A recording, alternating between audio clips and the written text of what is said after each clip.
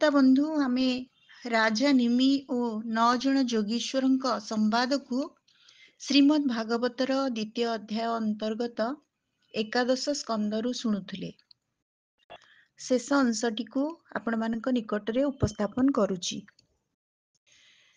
ମନକୁ ଭଗବାନଙ୍କ ଠାରେ ଲଗାଇ ରଖିବାର ଉପାୟ ଦର୍ଶାଇବାକୁ ଯାଇ କୁହାଯାଇଛି ଯେ ଜଗତରେ ଭଗବାନଙ୍କର ଜନ୍ମ ଓ ଲୀଳା ସମ୍ବନ୍ଧୀୟ ଯେଉଁ ସବୁ ମଙ୍ଗଳମୟୀ କଥା ପ୍ରଚଳିତ ଅଛି ସେଗୁଡ଼ିକୁ ବାରମ୍ବାର ଶୁଣିବା ଆବଶ୍ୟକ।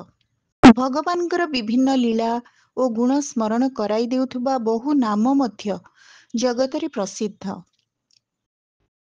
ଲାଜ ସଂକୋଚ ଛାଡ଼ିଦେଇ ସେହି ସବୁ ନାମ ଗାନ କରିବା ମଧ୍ୟ ଆବଶ୍ୟକ। କୌଣସି ବ୍ୟକ୍ତି, ବସ୍ତୁ ଓ ସ୍ଥାନ ପ୍ରତି ଆସକ୍ତି ନ ରଖିବା ଉଚିତ।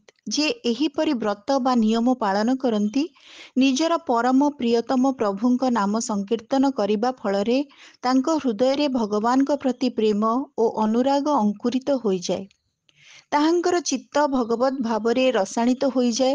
ତାପରେ ସେ ସାଧାରଣ ଲୋକଙ୍କ ସ୍ଥିତିର ଉପରକୁ ଉଠିଯାଆନ୍ତି। ସେ ଲୋକଙ୍କ ଧାରଣାର ଉପରକୁ ଚାଲିଯାଆନ୍ତି। ଦମ୍ଭରେ ନୁହେଁ, ବରଂ ସ୍ୱାଭାବିକ ରୂପେ ସେ ମତୁଆଲା ହୋଇ କେତେବେଳେ ଭଗବାନଙ୍କର ଲୀଳା ଦେଖି ଦେଖି ଆନନ୍ଦରେ ବୁଡ଼ିଯାଆନ୍ତି ତ କେତେବେଳେ ଖିଲିଖିଲି ହୋଇ ହସି ଉଠନ୍ତି। ପୁଣି କେତେବେଳେ ଗୋପୀମାନଙ୍କ ପରି ପ୍ରଭୁ ଆପଣ କୁଆଡ଼େ ଚାଲିଗଲେ କହି କଇଁ କଇଁ ହୋଇ କାନ୍ଦିବାକୁ ଲାଗନ୍ତି। କେତେବେଳେ ଭଗବାନଙ୍କୁ ଉଚ୍ଚ ସ୍ୱରରେ ଡାକନ୍ତି ତ କେତେବେଳେ ମଧୁର ସ୍ୱରରେ ତାଙ୍କର ଗୁଣଗାନ କରିବାକୁ ଲାଗନ୍ତି। ପୁଣି କେବେ କେବେ ନିଜ ପ୍ରିୟତମଙ୍କୁ ନିଜ ନେତ୍ର ସମ୍ମୁଖରେ ଥିବାର ଅନୁଭବ କରି ପ୍ରଭୁଙ୍କୁ ଖୁସି କରିବା ନିମନ୍ତେ ନୃତ୍ୟ ମଧ୍ୟ ଆରମ୍ଭ କରିଦିଅନ୍ତି। ଏପରି ଭାବରେ ତାଙ୍କର ସବୁ କ୍ରିୟା ଅଲୌକିକ ହୋଇଯାଏ। ସେମାନେ ଅନୁଭବ କରନ୍ତି ଯେ ଗଗନ ସମୀରଣ ଜ୍ୟୋତି, ଯେଅବା ସଲିଳ ଧରିତ୍ରୀ, ନଦୀ ସାଗର ତରୁଗଣ, ପର୍ବତ ସ୍ଥାବର ଜଙ୍ଗମ, ଜନ୍ତୁଙ୍କ ବାହ୍ୟ ଅଭ୍ୟନ୍ତର ଏସର୍ବ କୃଷ୍ଣର ଶରୀର। ତେଣୁ ସେ ସମସ୍ତଙ୍କୁ ଭଗବାନଙ୍କର ସ୍ୱରୂପ ମନେକରି ଅନନ୍ୟ ଭାବରେ ପ୍ରଣାମ କରନ୍ତି।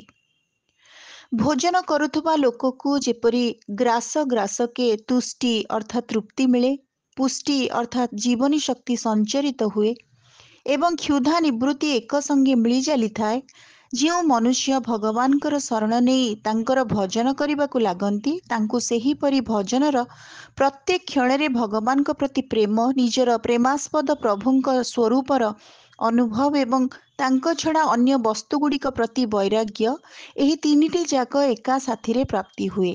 ହେ ରାଜନ୍, ଯିଏ ଅନୁକ୍ଷଣ ପ୍ରତ୍ୟେକ ବୃତ୍ତି ଦ୍ୱାରା ଭଗବାନଙ୍କ ଚରଣ କମଳକୁ ଭଜୁଥାନ୍ତି, ତାଙ୍କୁ ଭଗବାନଙ୍କ ପ୍ରତି ପ୍ରେମମୟୀ ଭକ୍ତି, ସଂସାର ପ୍ରତି ବୈରାଗ୍ୟ ଓ ନିଜର ପ୍ରିୟତମ ଭଗବାନଙ୍କ ସମ୍ବନ୍ଧୀୟ ଜ୍ଞାନ ଏସବୁ ଅବଶ୍ୟ ମିଳିଥାଏ ଏବଂ ସେତେବେଳେ ସେହି ଭକ୍ତ ସ୍ୱୟଂ ପରମ ଶାନ୍ତି ଅନୁଭବ କରନ୍ତି। ତେଣୁ ଆତ୍ମୋଦ୍ଧାର ଚାହୁଁଥିବା ମନୁଷ୍ୟ ଭଗବାନଙ୍କର ଶରଣାଗତ ହୋଇଯିବା ଆବଶ୍ୟକ।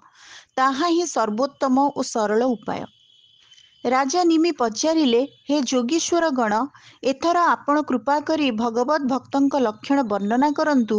ତାଙ୍କର ଧର୍ମ କ'ଣ, ସ୍ୱଭାବ କ'ଣ, ସେ ଲୋକଙ୍କ ସହିତ ଚଳିବା ସମୟରେ କିପରି ଆଚରଣ କରନ୍ତି, କିପରି କଥାଭାଷା କରନ୍ତି ଏବଂ କେଉଁ ଲକ୍ଷଣ ଥିବାରୁ ସେ ଭଗବାନଙ୍କର ପ୍ରିୟ ପାତ୍ର ହୁଅନ୍ତି, ତାହା କୁହନ୍ତୁ।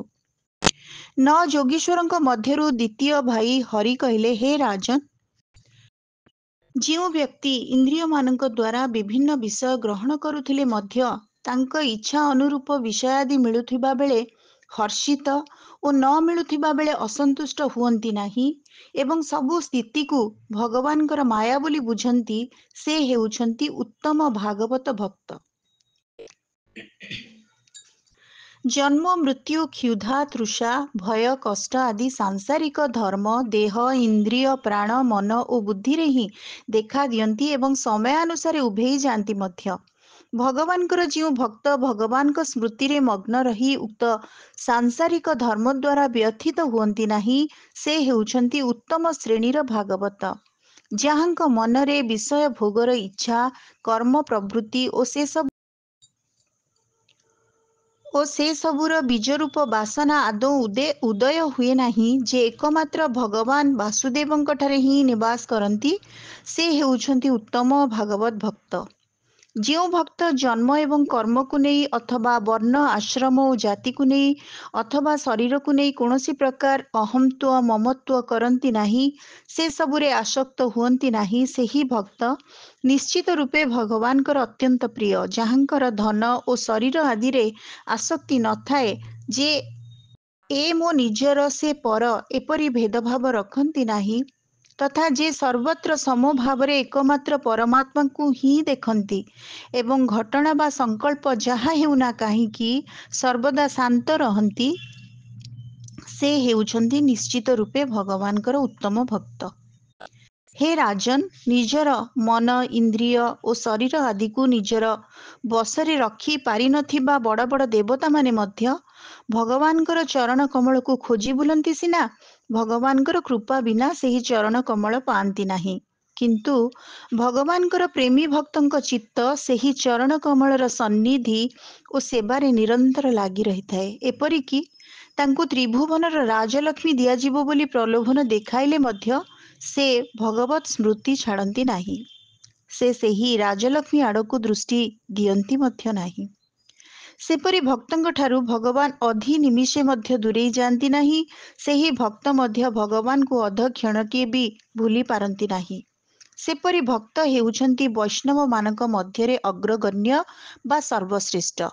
ଭଗବାନଙ୍କର ପରାକ୍ରମ ଅସୀମ। ଚନ୍ଦ୍ର ଉଦୟ ହୋଇଗଲେ ଯେପରି ସୂର୍ଯ୍ୟଙ୍କ ତାପ ଉଭେଇଯାଏ, ପ୍ରଭୁଙ୍କ ଚରଣ କମଳର ଅଙ୍ଗୁଳି ନଖର କୋମଳ କାନ୍ତି ସେହିପରି ଭକ୍ତଙ୍କ ହୃଦୟର ସକଳ ସନ୍ତାପ ଦୂର କରିଦିଏ। ତେଣୁ ଭକ୍ତଜନ ଭଗବାନଙ୍କ ଭକ୍ତିରେ ହିଁ ଆନନ୍ଦିତ ହୋଇ ରହନ୍ତି।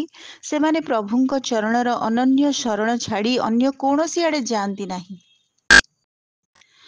ଭଗବାନଙ୍କ ନାମର ଶକ୍ତି ଏତେ ଯେ ଅବଶ ହୋଇ ନାମ ଉଚ୍ଚାରଣ କରିଦେଲେ ବି ତାହା ସକଳ ପାପ ତତ୍କାଳ ନଷ୍ଟ କରିଦିଏ। ସ୍ୱୟଂ ସେହି ଭଗବାନ ଶ୍ରୀହରି ଭକ୍ତଙ୍କ ହୃଦୟରୁ କ୍ଷଣକ ପାଇଁ ମଧ୍ୟ ଛାଡ଼ି ଯାଆନ୍ତି ନାହିଁ, କାରଣ ପ୍ରେମୀ ଭକ୍ତ ପ୍ରଭୁଙ୍କ ଚରଣ କମଳକୁ ନିଜର ପ୍ରେମ ରଜ୍ଜୁରେ ଦୃଢ଼ ରୂପେ ବାନ୍ଧି ରଖିଥାନ୍ତି।